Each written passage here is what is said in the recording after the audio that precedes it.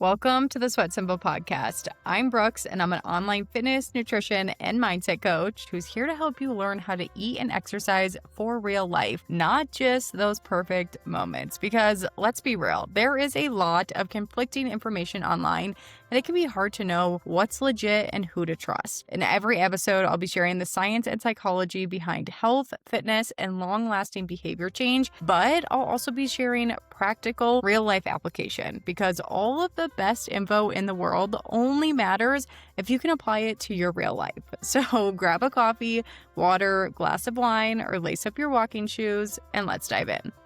Hello, you guys. Welcome back to the SweatSimple Podcast. I am so excited for today's episode because it is all about fitness advice I would give you if I wasn't afraid of hurting your feelings. And we are getting spicy today. I don't know if you guys have seen that.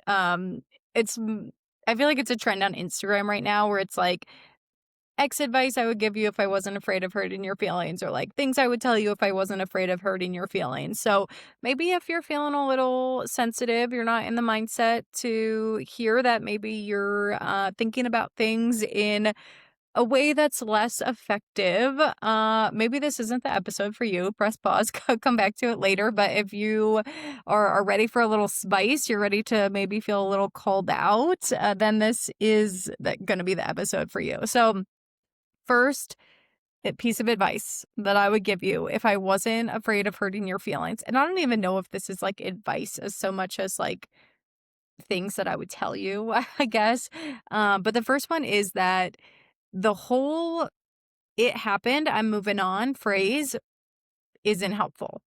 I feel like this is really common right now because a lot of us, which I love, are trying to reduce guilt around not being perfect or eating certain foods or being over our calories. And I am all for that. We should not feel constant guilt every time that we maybe don't stick to our plan or every time we're over calories a little bit. I am all for that. But the issue with the whole "it happened, I'm moving on" is that we're not doing any reflection. We're not learning from it. And you might notice that you do this frequently. Maybe you're doing it once a week. Maybe this is happening every weekend where you're like, well, I'm over calories. It happened. I'm moving on. And while we don't want to sit in guilt and while we don't want to sit in bad feelings, if we're always ignoring it and we're always moving on and we're never reflecting on why it's happening or doing anything about it, we're going to continue to stay stuck. So instead of this mindset of "it happened, I'm moving on," it can be "it happened." It doesn't have to mean anything, but why did this happen? What could I learn from this? And sometimes there's no learning opportunity. Sometimes it's like, you know what? This was like a really special occasion. I just wanted to enjoy myself. That's great. We can identify that. But other times it's a pattern and we need to start addressing these patterns. Oftentimes it's, oh, well, I notice that every time I go out with my friend Jessica, I always have a really hard time sticking to the amount of drinks that I had. Or, oh, well, I noticed that this happened when I came home from work and I was really stressed. And now that I think about it, it's kind of always when I'm stressed that this happens. Or, yeah, now that I think about it, I just didn't plan well at all. And I had no protein in my freezer. So I just had to order takeout. These are the little gleams of knowledge that we're not getting if we're always in that just moving on mentality. So that's my challenge to you. Again, I don't want you to sit in guilt. I don't want you feeling badly for going over the plan or enjoying a night out or not being perfect or whatever it might be. But I do want you to start to get curious. I want you to start reflecting and I want you to start identifying some patterns. So that's my challenge to you this week is instead of just "it happened, I'm moving on," I want you to say "it happened. Why did this happen? How could next time go 10% better?" All right, the next piece of advice I would give you is that you keep waiting for perfect conditions, but that's just really you delaying taking action. And I'm calling out all my perfectionist ladies. I tend to work with a lot of type A, high achieving perfectionist women. I get it. I'm one of those too. And a lot of times us perfectionists, if we can't guarantee our success or we can't guarantee a result. We just delay taking action. So if you keep searching for the perfect plan, if you keep saying, I just need to slow down, or I just need to get through this period at work, it's likely not that you need that. It's likely that you're trying to guarantee the outcome. And because you can't say for certain that you're going to be successful at this, that you will lose fat, that you will follow through, you keep saying that you just need these perfect conditions. And this delay, this lack of action, it's just causing you to stay stuck. So how can you stop waiting for these perfect conditions and start taking action?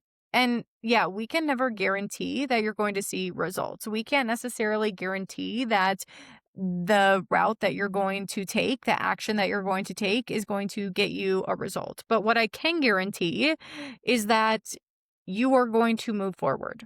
You're going to learn something and you're going to make progress.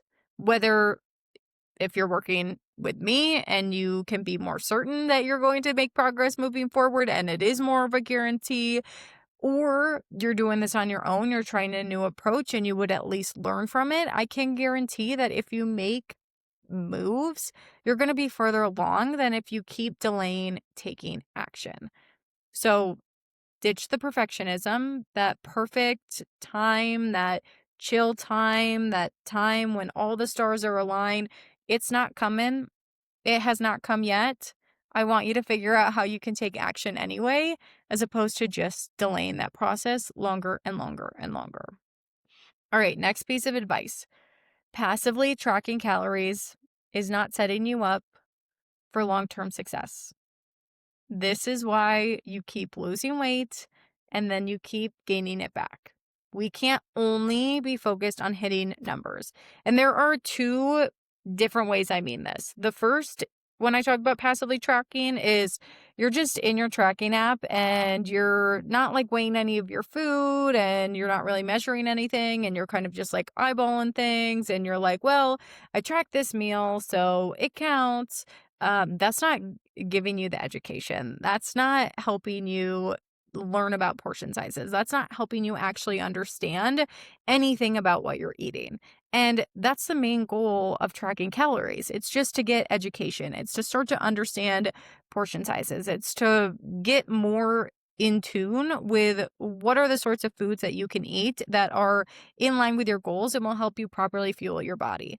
And if you're not being accurate with that and you're just kind of eyeballing and you're just sloppily tracking, that's not helpful at all. That's not getting you any of the education that you might need. So really, honestly, if you're tracking in that way, there's not much of a point to tracking. And we don't have to be perfect. We can always get something from tracking calories without weighing all of our food and being perfect with it. I was just talking with a client on, or a potential new client on a strategy call last week about how her husband does a lot of the cooking, so she couldn't really track calories at dinner.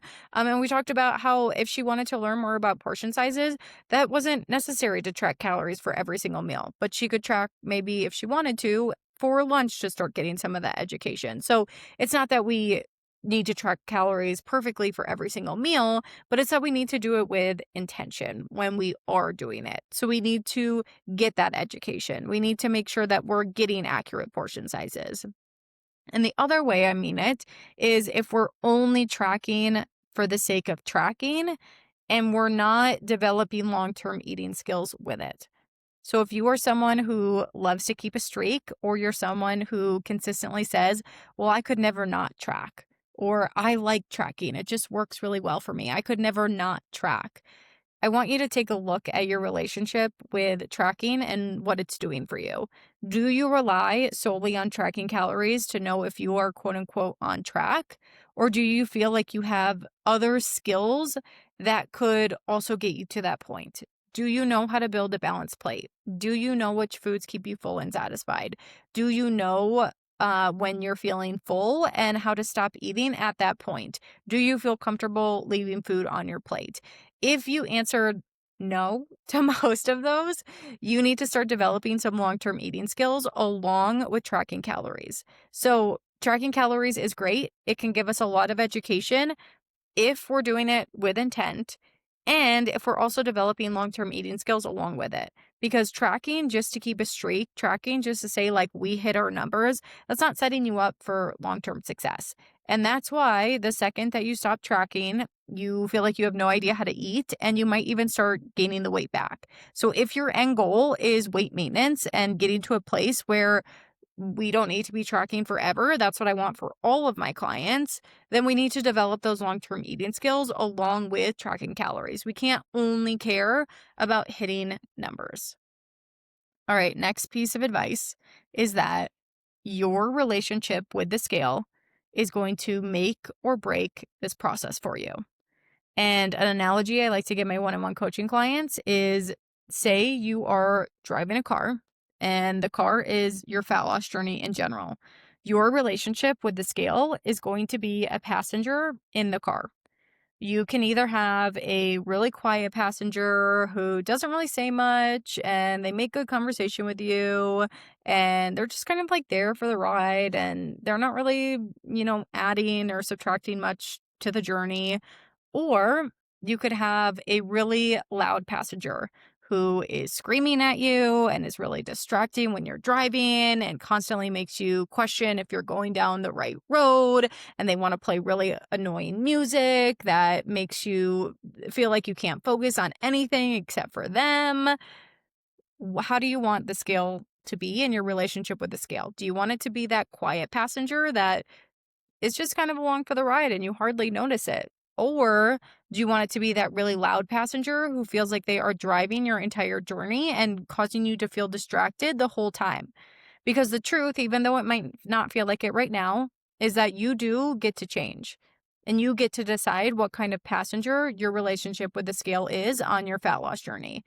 And I know I personally would always want to choose that quiet passenger that's not really influencing my road trip all that much. Because if we have that really loud passenger, you might find yourself constantly questioning if you're on the right path. You might find yourself wanting to throw in the towel really frequently. You might find yourself all over the place and being so dialed into the scale when in the back of your mind, you know that that's not even why you're doing this. You're doing this for more energy, to be healthy, to set a good example for your kids.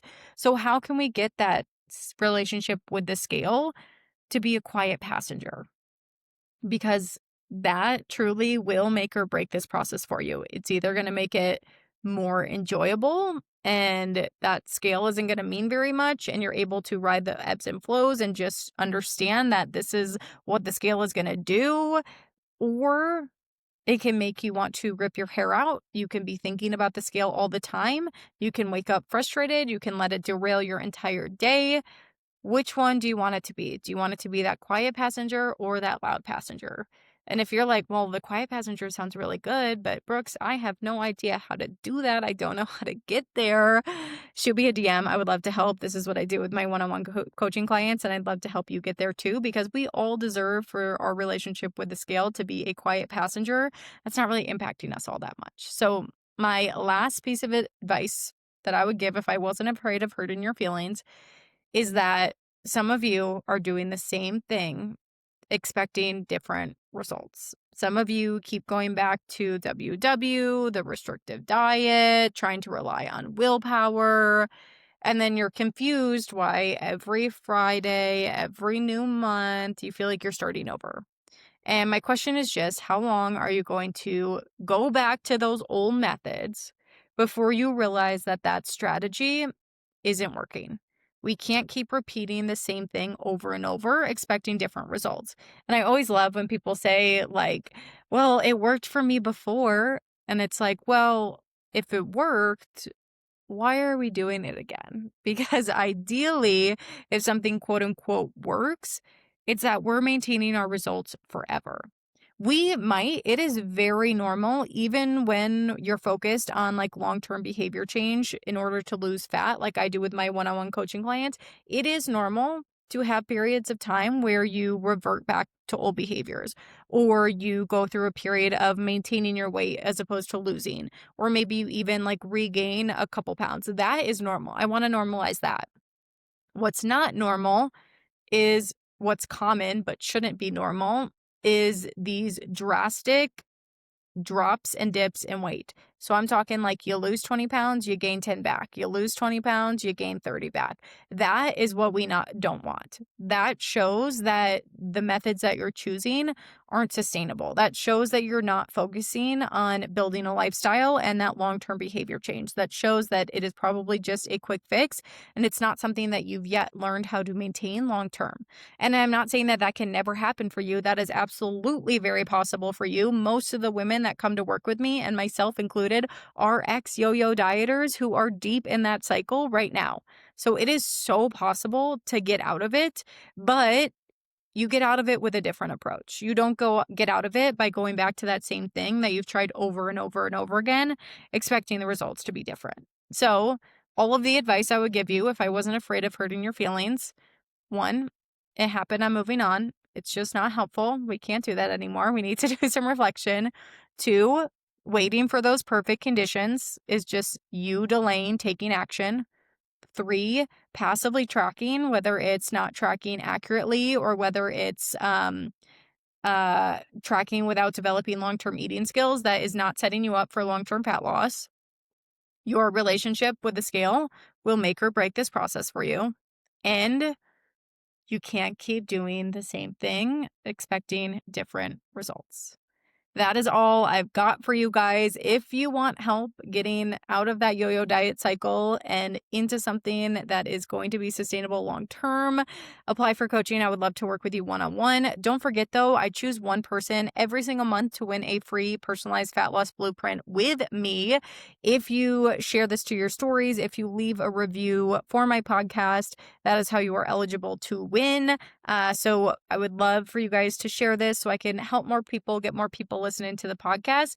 Either way, I will chat with you guys all next week. Thanks for being here.